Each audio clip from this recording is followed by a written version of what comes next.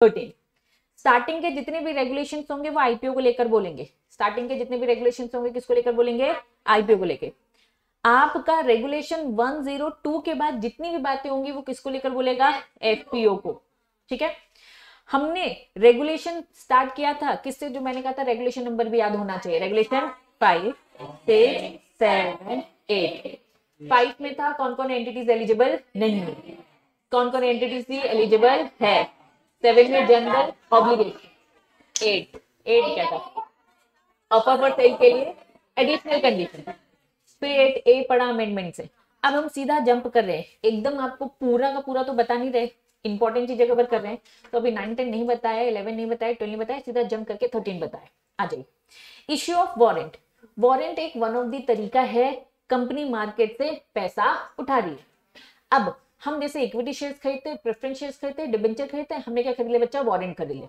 ठीक है, अब कंपनी इशू कर रही है वारंट। कंपनी क्या कर रही है? Warrant. Issuer eligible to issue. Issuer जब क्या करेगा? वारंट इशू करेगा। तो वारंट इशू करते वक्त ये कुछ कंडीशन है, इसे फुलफिल कर लेना। आईपीओ के टाइम पे सब्जेक्ट टू फॉलोइंग। आगे सबसे पहला पॉइंट बोलता है, सबसे पहला पॉइंट क्या बोलता है? वारंट इशू करने का टाइम पीरियड कितना है? तो मैक्सिमम टाइम पीरियड कितना है बच्चा? 18 मंथ। ये कम ड्यूरेशन के लिए होता है। इक्विटी में क्या रिटर्न करना पड़ता है? इक्विटी शेयर्स में क्या नहीं रिटर्न करनी, प्रेफरेंस में करना पड़ता है, हाँ, डिबेंचर में करना पड़ता है, सब अलग अलग तरीके हैं ना पैसे लेने के।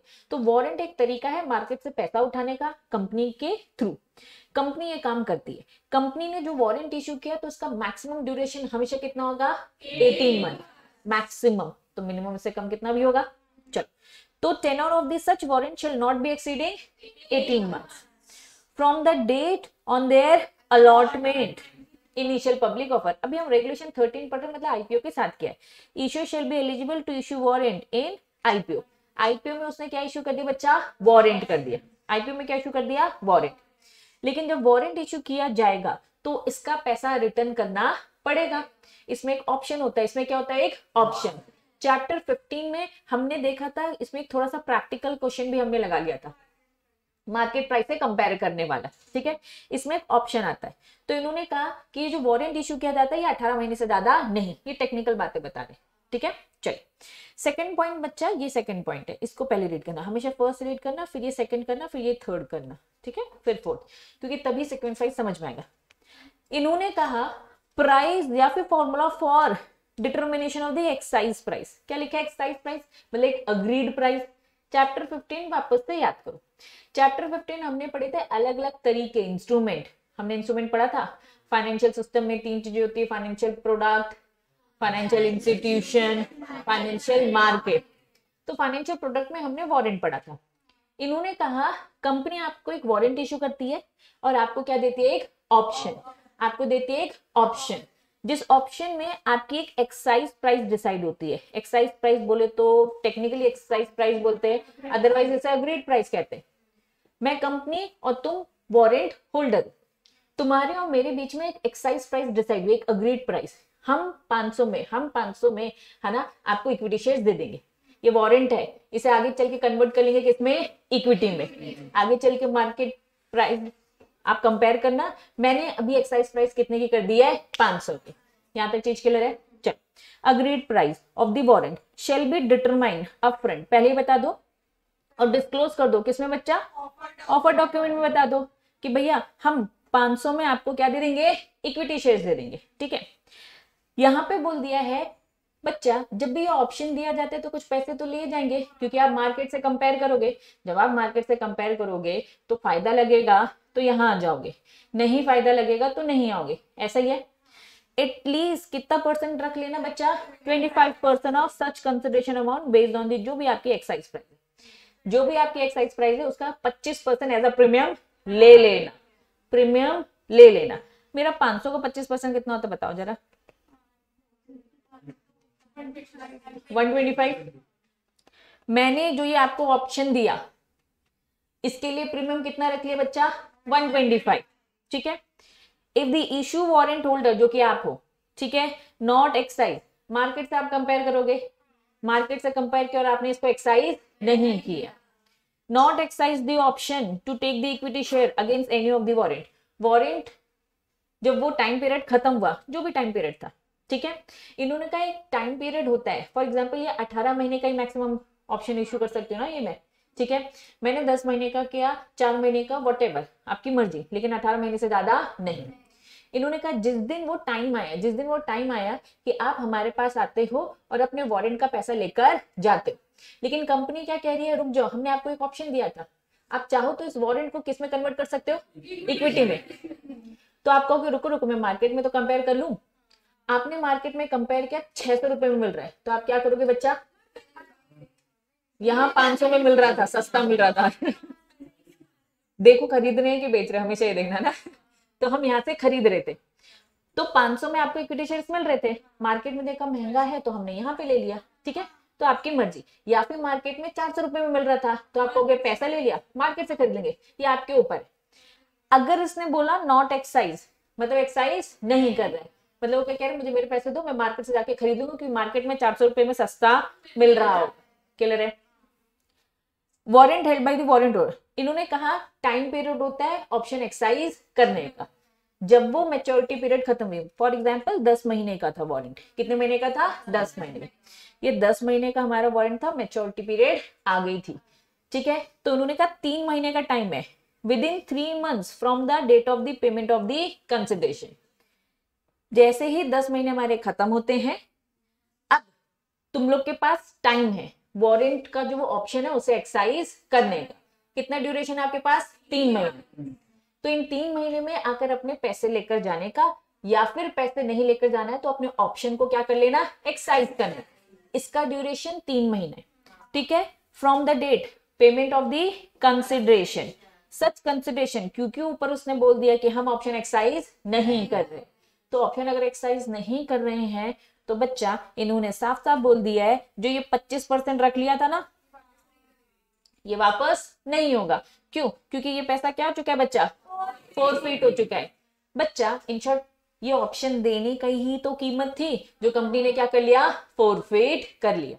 तो 3 महीने के अंदर आपको इस ऑप्शन को आकर या तो एक्साइज कर लेना है बच्चा, या तो एक्साइज ना करो। अगर एक्साइज नहीं होता है तो वो 25% अमाउंट क्या हो जाएगा, फॉरफिट हो जाएगा, जो एज अ प्रीमियम लिया था। तो ये कॉन्सेप्ट समझ में आया है। फोर्थ पॉइंट, रुक जाओ, फोर्थ पॉइंट क्या बोलता है, जो ये स्पेसिफाइड सिक्योरिटीज है इसमें भी, अब ये वही अटैचमेंट करने वाली बात, जब भी ये वारंट इशू किया जाता है आप किसी भी सिक्योरिटी के साथ इसको अटैच कर दे सकते। फिर क्योंकि 25% इन्होंने कहा था कंसिडरेशन पहले ही ले लेना, अगर आपकी प्राइस फिक्स है तो टेंशन ही नहीं है, इक्विटी की प्राइस फिक्स क्या थी 500, लेकिन अगर आपकी प्राइस फिक्स नहीं है, बुक बिल्डिंग वाला प्रोसेस है, तो इन्होंने क्या बोल दिया, कौन सी प्राइस में लेना, कैप प्राइस। फॉर एग्जाम्पल मेरा 100 120 का है, तो कैप प्राइस क्या होती है 120, तो 120 का आपका जो प्राइस बैंड होगा कैप प्राइस, उसी का 25% कंसिडरेशन ले लेना। बस यही सारी टेक्निकल चीजें बताई। अब डाउट मुझसे पूछो बच्चों अगर ये समझ में आ गया तो 102 कल बता चुकी थी, रिपीट है, 103 रिपीट, 104 रिपीट। तो बच्चा अब नहीं बढ़ाऊंगी मैं इश्यू ऑफ वारंट, ठीक है, सेम है, लेकिन 111 लिखा है, दैट मीन्स किसकी बात कर रहे हैं, सेम बात है, वही 18 महीने का, एक से ज्यादा अटैच कर सकते हैं, वही 25%, warrant holder does not excise, तो फॉरफिट हो जाएगा, सेम सारी बातें, बस प्रेजेंटेशन जो उन्होंने डब्बे बनाए थे वो उन्होंने इस फॉर्म में बना दिए। ठीक, चलिए अब बहुत इंपॉर्टेंट कॉन्सेप्ट है, ठीक है, इश्यू ऑफ वारंट बहुत ज्यादा इंपॉर्टेंट नहीं था, सबसे ज्यादा इंपॉर्टेंट कॉन्सेप्ट ये, हेडिंग बताओ क्या लिखा है। कंपनी बात बात में जनता से पैसे लेने आ जाती है या फिर बाकी लोगों से पैसे लेने आ जाती है। इन्होंने कहा प्रमोटर तुम्हारा भी पैसा फंसा होना चाहिए, अगर पूरा पैसा जनता का लगा होगा तो तुम्हारे सर पर रिस्क नहीं होगा, तुम्हें लगेगा भैया जनता का जा रहा है, लॉस हो रहा है, मेरा थोड़ी ना जा रहा है, तो आप जान नहीं सटाओगे। अगर आपका भी पैसा हम फंसा देंगे तो आप जान सटा दोगे कि भैया तुम्हारा भी पैसा लगा है। तो जब खुद का पैसा लगता है तो ज्यादा मेहनत होती है। तो प्रमोटर वो इंसान होता है जो कंपनी को स्टार्ट करता है, आइडिया शेयर करता है, कंपनी बनाता है। तो प्रमोटर तुम्हारा भी पैसा फंसा होना चाहिए, आप ऐसे मुंह उठाकर आईपीओ एफपीओ लेकर नहीं आ सकते। अगर आप आईपीओ एफपीओ लेके आ रहे हो तो इसमें कुछ पैसा आपका होगा, कितना होगा 20%, कितना होगा बच्चा 20%। साफ साफ बोल दिया इन केस ऑफ आईपीओ, अभी आईपीओ पढ़ रहे मतलब एफपीओ भी अलग से पढ़ेंगे। अगर फर्स्ट टाइम कंपनी आईपीओ लेकर आ रही है तो प्रमोटर का कितना contribution, promoter of the issue at least minimum 20%, लेकिन किसका। अब बच्चा कंफ्यूज बिल्कुल मत होना, एक होता है प्री, एक होता है और एक होता है प्रपोज्ड और एक होता है पोस्ट। मान लो मेरे पास 10 करोड़ पहले से थे, ठीक है, मुझे 5 करोड़ की जरूरत है, तो मैं जनता में रिक्वेस्ट करूं कि 5 करोड़ दो, तो वो क्या हो जाएगा, propose. Pre plus propose is equal to post. 10 crore already है, 5 करोड़ और मांगने जा रही हूं, पोस्ट होता है 15 करोड़, तो प्रमोटर का मिनिमम कंट्रीब्यूशन किससे कैलकुलेट होगा, पोस्ट इश्यू से। मतलब 15 करोड़ का 20% कितना होता है बताओ।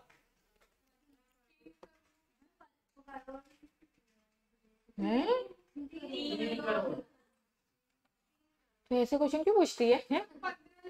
कितना होगा, 3 करोड़। 3 करोड़ पैसे किसके लगे होने चाहिए, प्रमोटर के। अब बच्चा 15 करोड़ का 20% 3 करोड़, मतलब 3 करोड़ पैसा प्योर किसका होना चाहिए बच्चा, प्रमोटर। तब बच्चा वो आकर आईपीओ इशू करेंगे तो उसको आईपीओ इशू नहीं करने दिया जाएगा, खुद के भी तो पैसे फंसा, ठीक है। चलो, जब आप लिखोगे 20% तो कंप्लीट तब माना जाएगा जब 20% आप बताओगे किसका है, पोस्ट इश्यू, मतलब जो प्रपोज करो, जो मांगने जा रहे हो उसे भी पहले इंक्लूड कर लो, तब जाकर। समझ में आया। चलो, however in case of post issue share holding क्या लिख दिया, लेस देन 20%। अगर हमने देखा कि आप 3 करोड़ लगा नहीं पा रहे तो कुछ लोगों की हेल्प ले लो, कुछ लोगों की क्या कर लो, हेल्प ले लो। कुछ सुने सुने नाम लगेंगे, चैप्टर 15 पढ़ा था, alternative investment funds, venture capital fund, ये सब थे, ठीक है। फॉरेन वेंचर कैपिटल इन्वेस्टर, सबसे पहले एआईएफ लिखा है, फिर क्या लिखा है, foreign venture capital investor. Schedule commercial bank, फिर क्या लिखा है, पब्लिक फाइनेंशियल इंस्टीट्यूशन, पढ़ा है चैप्टर 15 में। Insurance company register with the IRDA, फिर क्या लिखा है, बस कितने हो गए टोटल, 5। लिस्ट बताओ कौन कौन है, AIF, foreign venture capital investor, schedule commercial bank, public financial institution और इंश्योरेंस कंपनी। इन सब के पास बड़ा बड़ा पैसा है, प्रमोटर पहले तो तुम्ही को लगाना है, लेकिन अगर नहीं लगा पा रहे हो तो इनसे पैसों की हेल्प मांगो, ये भी लगा सकते, लेकिन क्या पूरा का पूरा 20% ही लगाएंगे, नहीं। मे कॉन्ट्रीब्यूट टू मीट, जितना शॉर्टफॉल हो रहा है, लेकिन वो मैक्सिमम कितना होगा, 10%, मतलब 10% तो कम से कम तुम्हारा खुद का लगाओ, ठीक है। मिनिमम प्रमोटर कंट्रीब्यूशन कितना है, 20%। 20% किसका, पोस्ट इशू का। लेकिन इनके शॉर्टेज होती है तो आप इन 5 लोगों की हेल्प ले लो, इनसे पैसा ले लो, हम मान लेंगे कि इन्होंने जो पैसा लगाया प्रमोटर का कंट्रीब्यूशन है, लेकिन पूरा का पूरा पैसा इनका लगा नहीं होना चाहिए, इनका मैक्सिमम 10% ही होना चाहिए। क्या ये बात समझ में आया। Without being identified as a promoter, ये प्रमोटर नहीं है, ये प्रमोटर नहीं है, ये प्रमोटर बिल्कुल नहीं बोला जाएगा, प्रमोटर की क्या कर रहे हैं, हेल्प कर रहे हैं शॉर्टफॉल होने में। तो 20% का लॉजिक समझ में आ गया। हेल्प कितने तक की ले सकते हैं, मैक्सिमम 10% है ना। चल, अब उन्होंने बोला कि भाई ये 20% वाली बात एप्लीकेबल नहीं है, हर कंपनी में एक प्रमोटर होता है। प्रमोटर की डेफिनेशन न्यू कंपनीज एक्ट 2013 में बताई गई, पुराने एक्ट में प्रमोटर की डेफिनेशन नहीं थी। न्यू कंपनीज एक्ट में प्रमोटर की डेफिनेशन बताई गई क्योंकि ये प्रमोटर बहुत कर्मकांड करके भाग लेता था, निकल लेता था, ठीक है। तो पुराने में तो नहीं थी कंपनी, लेकिन आज भी वैसे ही चल रही है। बेस्ट ट्राई किया जाता है, कंपनी का प्रमोटर कौन है उसका नाम बताओ कि उसका पैसा हम लगा सके। लेकिन कभी कभार फिर भी अनसर्टेनिटी रहती है, पॉसिबिलिटीज रहती है कि भैया कंपनी का प्रमोटर कौन है आइडेंटिफाइड नहीं होगा। मिनिमम प्रमोटर कंट्रीब्यूशन अप्लाई नहीं होगा अगर not have any identifiable promoter. पहले तो बेस्ट ट्राई किया जाएगा कि कंपनी का प्रमोटर कौन है बताओ, क्योंकि बहुत टर्म्स एंड कंडीशन है। अगर स्टिल ऐसी सिचुएशन है कि प्रमोटर आइडेंटिफाइड नहीं है, तब क्या मिनिमम कंट्रीब्यूशन ले पाओगे उससे, जब पता ही नहीं है प्रमोटर कौन है तो मिनिमम कंट्रीब्यूशन कहां से लगेगा, ठीक है। तो कब नहीं लगेगा, जब आइडेंटिफाइबल नहीं है। कब नहीं है, प्रमोटर भग लिए, कुछ भी हो गया, ये सारी सिचुएशंस, ठीक है। चलो, पहला दूसरा हेडिंग समझ में आया, क्या नहीं समझ में आया, कंटिन्यू करेंगे, क्या लिखा है, मिनिमम प्रमोटर कंट्रीब्यूशन। इन्होंने कहा भैया मिनिमम प्रमोटर कंट्रीब्यूशन से मतलब है 20% पोस्ट इश्यू पैसा लगाना चाहिए ना, ये पैसा किस फॉर्म में लगाना होना चाहिए, इक्विटी शेयर। क्या बात समझ में आ रही है? मिनिमम प्रमोटर कंट्रीब्यूशन से मतलब हमारा इक्विटी से है, दैट्स इट। अब इन्होंने पहले पॉइंट में बताया, देखो इक्विटी की डेफिनेशन में क्या होता है, कंट्रीब्यूशन 20% से मतलब बस इक्विटी से है, लेकिन इक्विटी की डेफिनेशन में कौन आ जाएगा,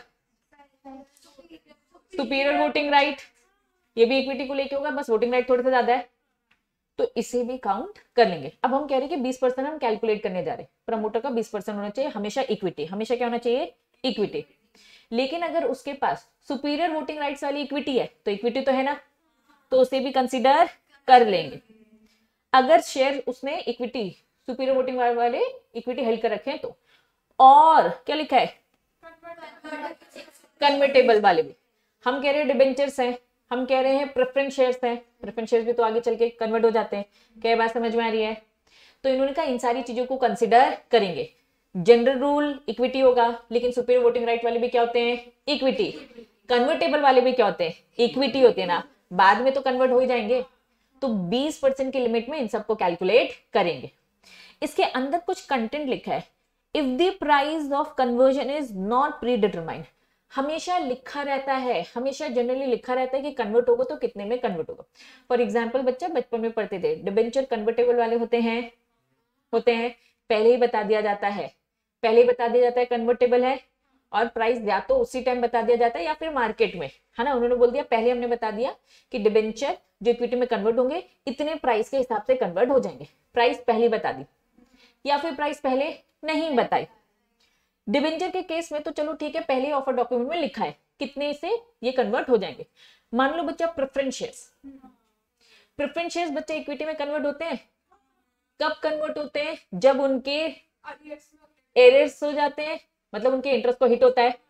याद है हमने कहीं कुछ ऐसा कॉन्सेप्ट पढ़ा है कि अगर प्रेफरेंस शेयर्स, पढ़ा है ना लाइक, अगर प्रेफरेंस शेयर्स को बोल रखा है कि भैया आपको इतना इतना अमाउंट फिक्स डिविडेंड मिलता रहेगा, चाहे लॉस हो चाहे प्रॉफिट, यही पढ़ा है ना।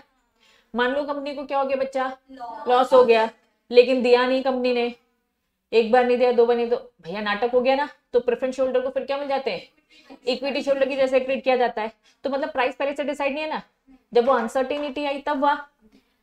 If the price of the conversion is not pre determined, पहले से डिसाइड नहीं है, not disclose in the offer document, अगर ऑफर डॉक्यूमेंट में जो लिखा है हम उसी प्राइस से कैलकुलेट कर लेंगे, 20% से देख लेंगे। लेकिन अगर प्राइस डिस्क्लोज नहीं है, पहले से डिसाइड नहीं है, in that case subscription to the convertible, जब आपने सब्सक्राइब किया था, क्या सब्सक्राइब किया था, डिबेंचर और प्रेफरेंस शेयर सब्सक्राइब किया था, उसी अमाउंट को कंसीडर कर लेंगे, दैट्स इट। मान लो मैंने डिबेंचर खरीदे थे 100 रुपए के, मैंने डिबेंचर खरीदे थे 100 के, या तो प्रेफरेंस खरीदे थे 100 के हिसाब से।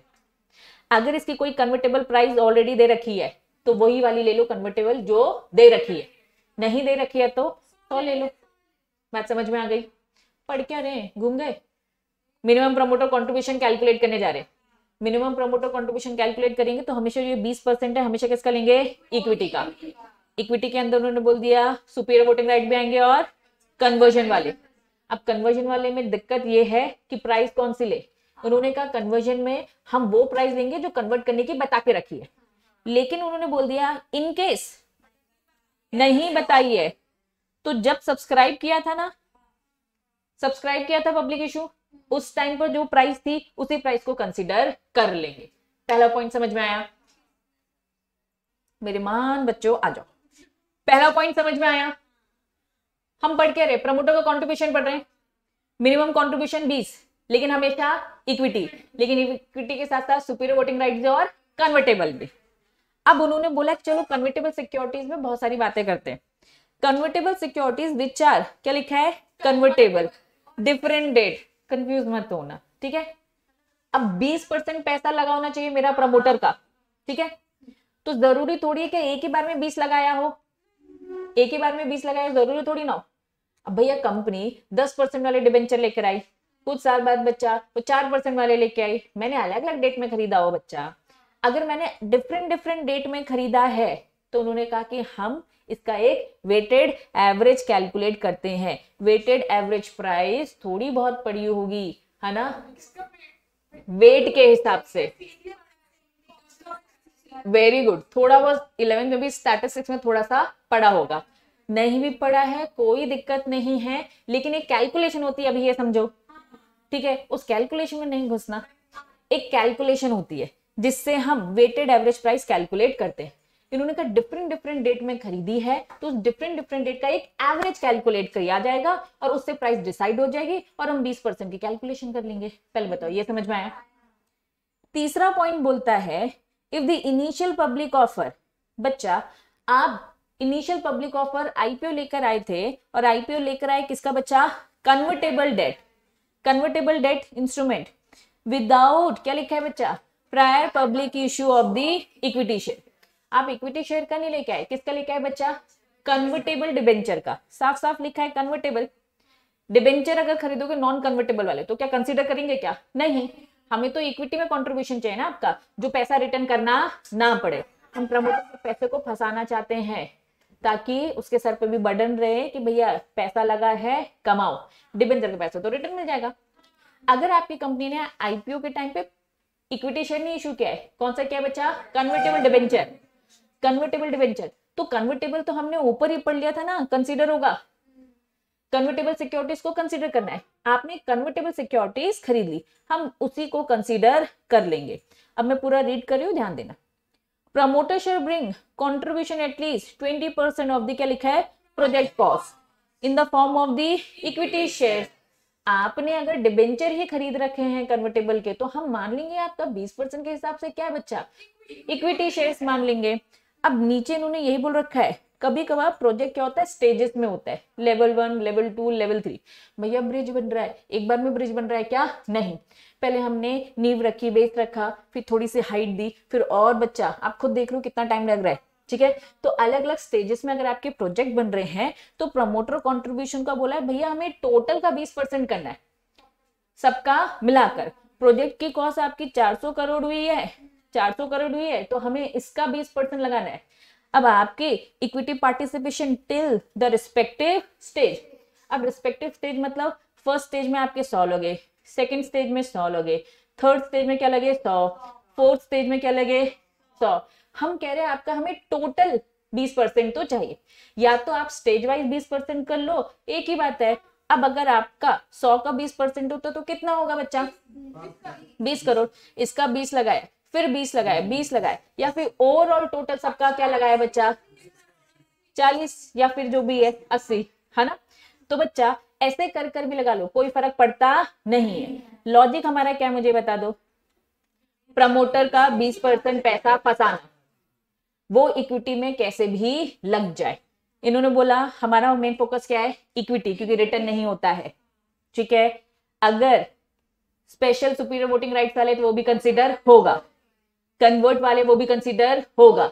अब ये लोग फोकस हो गए कन्वर्ट वाले में, और कन्वर्ट वालों को अच्छे से डिटेल में बता रहे। कन्वर्जन सिक्योरिटीज अगर डिफरेंट डिफरेंट डेट में तो सबका एक वेटेड एवरेज निकाल लिया जाएगा, ठीक है। अगर आपने आईपीओ में इक्विटी नहीं लाए थे, ला ही क्या रहे थे? कन्वर्टेबल इक्विटी, डेट कन्वर्टेबल वाले, जो कि आगे चल के क्या हो जाएंगे? इक्विटी में।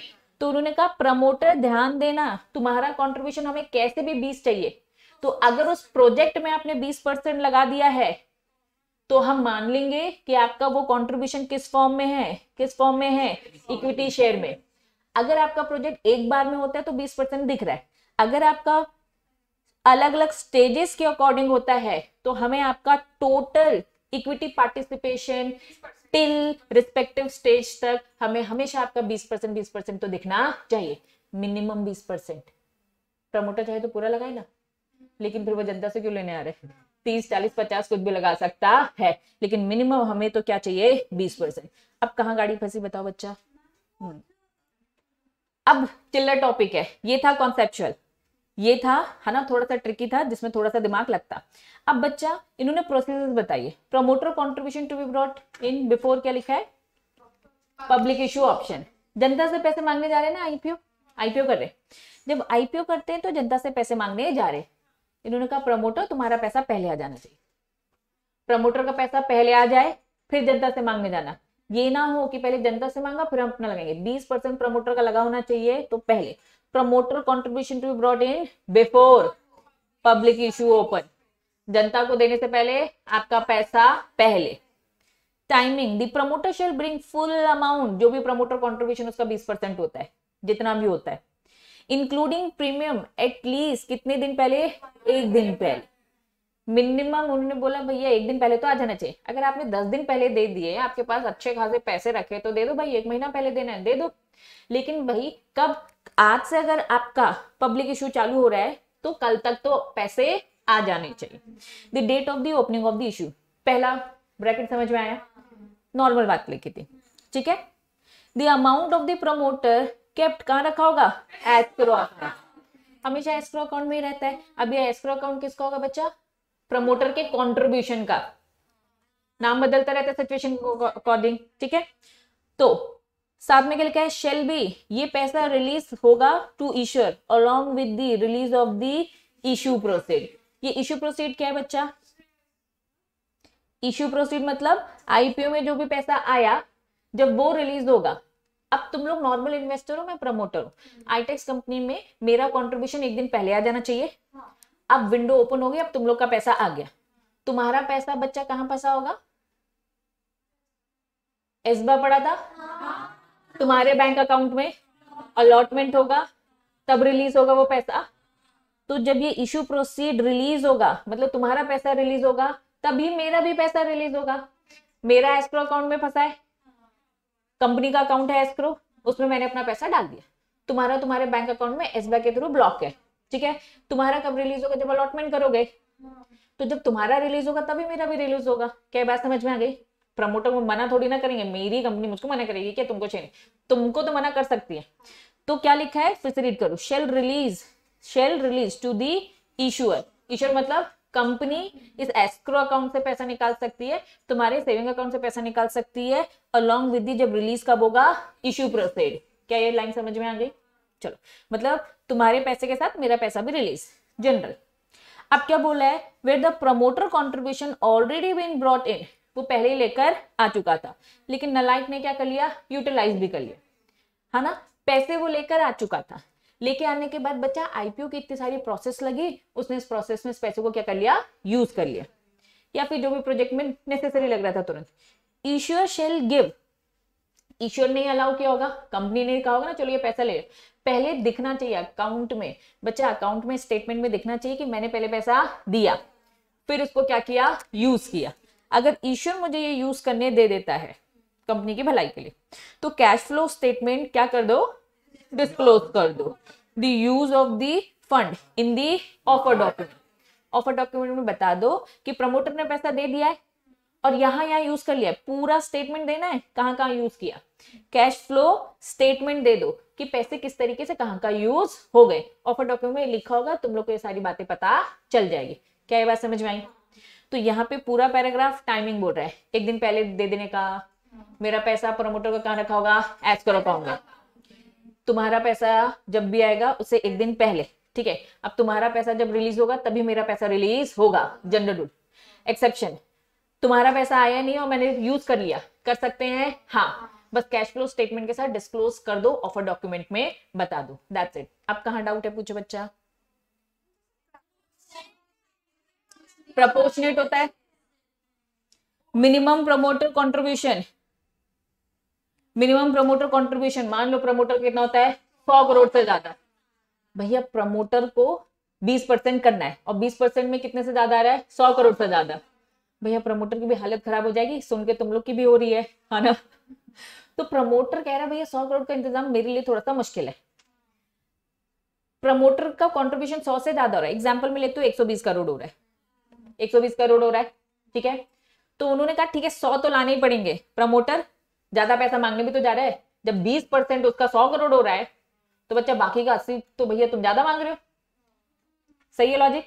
चल, तो ज्यादा मांग रहे हो तो एक काम करो, 100 करोड़ तो एटलीस्ट दे दो एक दिन पहले, हमें प्रमोटर का पैसा एक दिन पहले ले आना था ओपनिंग से, एक दिन पहले 100 दे दो, बाकी हमने छूट दे दी, बचा कितना, 20 करोड़। इन्होंने कहा भैया 20 crore before the date of opening, opening के एक दिन पहले कितना ले आओ, 100, जितना भी रिमेनिंग बचता है, मेरे एग्जाम्पल में कितना बचता है, 20 करोड़। 20 करोड़ अमाउंट में be brought on the pro rata basis, लेकिन बिफोर, धीरे धीरे लेकर आओ, लेकिन कब, before the calls are made to public. हमने जनता से भी क्या मांगा है, धीरे धीरे मांगा है, ज्यादा पैसा मांग रहे हो क्योंकि उनसे भी, तो कॉल करने से पहले, मतलब एप्लीकेशन मनी आ चुका होगा, अलॉटमेंट आ चुका, जब उनको कॉल करने जाओगे ना रिमेनिंग पैसे के लिए, तो पहले प्रमोटर से मांगो, फिर इनसे कॉल कर पैसा फर्स्ट कॉल और फाइनल कॉल मांगो। बात समझ में आई? प्रमोटर से ले आओ फर्स्ट कॉल फाइनल कॉल, ठीक है। इन शॉर्ट, अगर 100 करोड़ से ज्यादा पैसा प्रमोटर से मांगना पड़ता है तो उनको बोला है पहले फर्स्ट 100 करोड़ तो आपको एक दिन पहले लाना ही होगा। नहीं ला सकते तो भैया हम जनता से भी पैसे मांगने देंगे नहीं। अगर आप ले आए हो, ठीक है, रिमेनिंग धीरे धीरे ले सकते हो, लेकिन ये धीरे धीरे याद रखना, जनता से कॉल करने से पहले, उनकी कॉल मनी इन सबसे मंगाने से पहले हमें आपसे ही चाहिए। जब आप नहीं ला पा रहे तो भैया हम जनता से क्या एक्सपेक्ट करें, तुम्हारा पैसा पहले हमें फंसाना है। समझ में आया? कुछ अजम्पशंस है, क्या दे रखे बच्चा, अजम्पशंस। इन्होंने कहा प्रमोटर कंट्रीब्यूशन कैलकुलेट करते वक्त कुछ आपको अजम्पशंस लेने पड़ेंगे, अदरवाइज खिचड़ी पक जाएगी, ठीक है। प्रैक्टिकल, इन्होंने कहा कि क्या अजम्पशन लेने, पोस्ट इशू एक्सपेंडेड कैपिटल। इन्होंने कहा पहला अजम्पशन, अज्यूमिंग दो अजम्पशन। पहला अजम्पशन ये है कि full propose conversion convertible security into equity, पूरे के पूरे कन्वर्ट हो गए, हम यही मान के चल रहे हैं। डिबेंचर की है तो हमने आपको क्या बोला, डिबेंचर की प्राइस को हम कंसीडर कर रहे हैं, क्योंकि हम क्या मान के चल रहे हैं कि आगे चल के क्या होंगे, कन्वर्ट ही हो गए।